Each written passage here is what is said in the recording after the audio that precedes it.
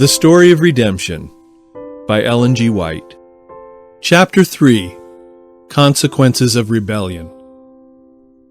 In the midst of the garden, near the tree of life, stood the tree of the knowledge of good and evil.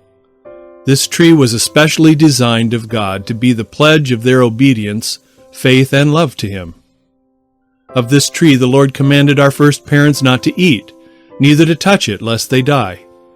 He told them that they might freely eat of all the trees in the garden except one, but if they ate of that tree, they should surely die. When Adam and Eve were placed in the beautiful garden, they had everything for their happiness which they could desire. But God chose in His all-wise arrangements to test their loyalty before they could be rendered eternally secure. They were to have His favor, and He was to converse with them and they with Him.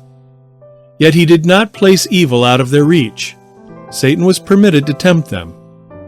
If they endured the trial, they were to be in perpetual favor with God and the heavenly angels. Satan stood in amazement at his new condition.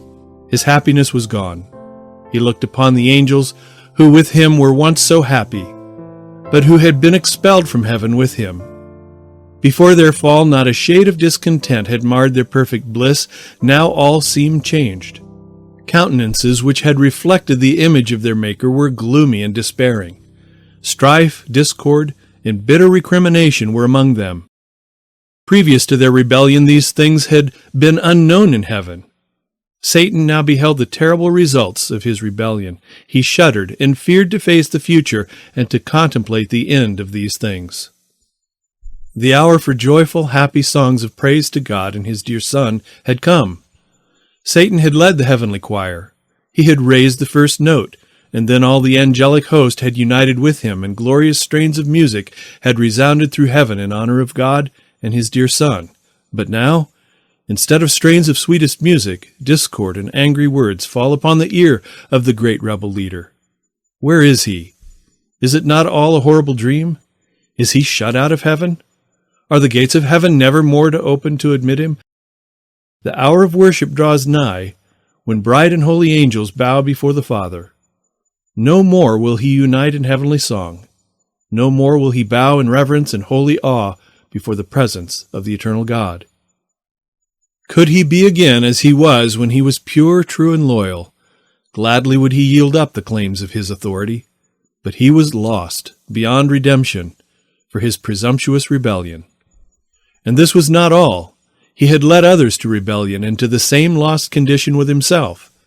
Angels who had never thought to question the will of heaven, or refuse obedience to the law of God till He had put it into their minds, presenting before them that they might enjoy a greater good, a higher and more glorious liberty.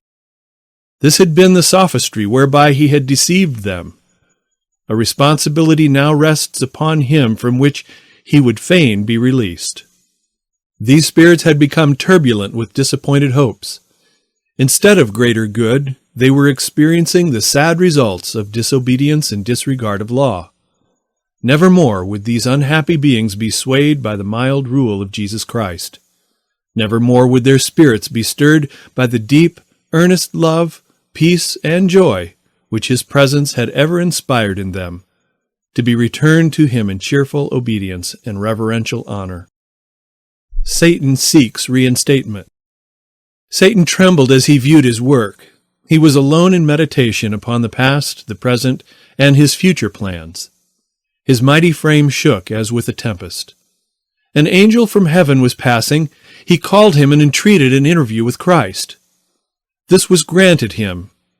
He then related to the Son of God that he repented of his rebellion and wished again the favor of God. He was willing to take the place God had previously assigned him and be under His wise command. Christ wept at Satan's woe, but told him, as the mind of God, that he could never be received into heaven. Heaven must not be placed in jeopardy. All heaven would be marred should he be received back, for sin and rebellion originated with him. The seeds of rebellion were still within him. He had in his rebellion no occasion for his course, and he had hopelessly ruined not only himself, but the host of angels also, who would then have been happy in heaven had he remained steadfast. The law of God could condemn, but could not pardon. He repented not of his rebellion because he saw the goodness of God which he had abused. It was not possible that his love for God had so increased since his fall that it would lead to cheerful submission and happy obedience to his law which had been despised. The wretchedness he realized in losing the sweet light of heaven, and the sense of guilt which forced itself upon him, and the disappointment he experienced himself in not finding his expectation realized, were the cause of his grief. To be commander out of heaven was vastly different from being thus honored in heaven. The loss he had sustained of all the privileges of heaven seemed too much to be borne, and he wished to regain these. This great change of position had not increased his love for God, nor for his wise and just law. When Satan became fully convinced that there was no possibility of his being reinstated in the favor of God, he manifested his malice with increased hatred and fiery vehemence. God knew that such determined rebellion would not remain inactive. Satan would invent means to annoy the heavenly angels and show contempt for his authority. As he could not gain admission within the gates of heaven, he would wait just at the entrance to taunt the angels and seek contention with them as they went in and out. He would seek to destroy the happiness of Adam and Eve. He would endeavor to incite them to rebellion, knowing that this would cause grief in heaven. The plot against the human family. His followers were seeking him, and he aroused himself and, assuming a look of defiance, informed them of his plans to wrest from God the noble Adam and his companion Eve. If he could in any way beguile them to disobedience, God would make some provision whereby they might be pardoned, and then himself and all the fallen angels would be in a fair way to share with them of God's mercy. If this should fail, they could unite with Adam and Eve, for when once they should transgress the law of God, they would be subjects of God's wrath like themselves. Their transgression would place them also in a state of rebellion, and they could unite with Adam and Eve, take possession of Eden, and hold it as their home. And if they could gain access to the tree of life in the midst of the garden, their strength would, they thought, be equal to that of the holy angels, and even God himself could not expel them. Satan held a consultation with his evil angels. They did not all readily unite to engage in this hazardous and terrible work. He told them that he would not entrust any one of them to accomplish this work, for he thought that he alone had wisdom sufficient to carry forward so important an enterprise.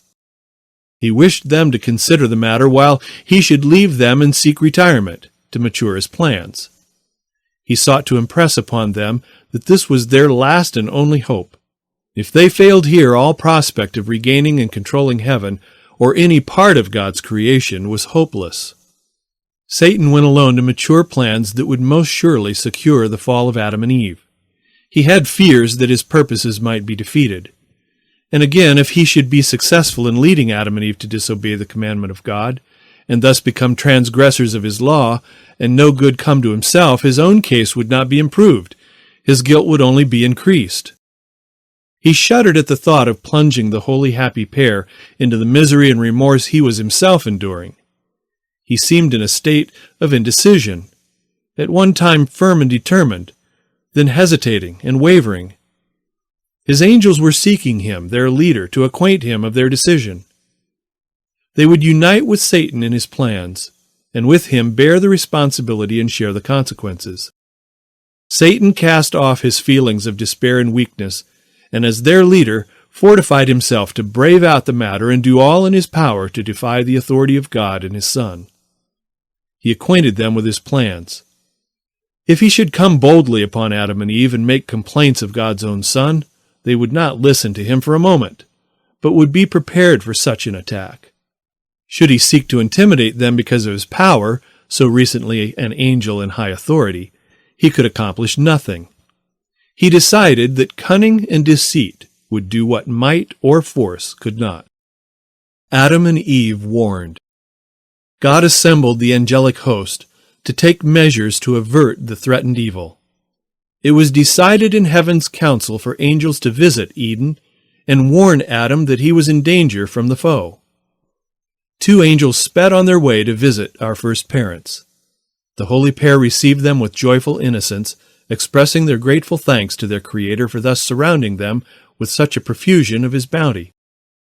Everything lovely and attractive was theirs to enjoy, and everything seemed wisely adapted to their wants, and that which they prized above all other blessings was the society of the Son of God and the heavenly angels, for they had much to relate to them at every visit, of their new discoveries of the beauties of nature in their lovely Eden home, and they had many questions to ask relative to many things which they could but indistinctly comprehend. The angels graciously and lovingly gave them the information they desired. They also gave them the sad history of Satan's rebellion and fall. They then distinctly informed them that the tree of knowledge was placed in the garden to be a pledge of their obedience and love to God, that the high and happy estate of the holy angels was to be retained upon condition of obedience, that they were similarly situated, that they could obey the law of God and be inexpressibly happy, or disobey and lose their high estate and be plunged into hopeless despair. They told Adam and Eve that God would not compel them to obey, that He had not removed from them power to go contrary to His will, that they were moral agents, free to obey or disobey. There was but one prohibition that God had seen fit to lay upon them as yet. If they should transgress the will of God, they would surely die. They told Adam and Eve that the most exalted angel, next in order to Christ, refused obedience to the law of God, which He had ordained to govern heavenly beings, that this rebellion had caused war in heaven, which resulted in the rebellious being expelled therefrom, and every angel was driven out of heaven who had united with him in questioning the authority of the great Jehovah, and that this fallen foe was now an enemy to all that concerned the interest of God and His dear Son. They told them that Satan purposed to do them harm, and it was necessary for them to be guarded, for they might come in contact with the fallen foe. But he could not harm them while they yielded obedience to God's command, for if necessary, every angel from heaven would come to their help, rather than that he should in any way do them harm. But if they disobeyed the command of God, then Satan would have power to ever annoy, perplex, and trouble them.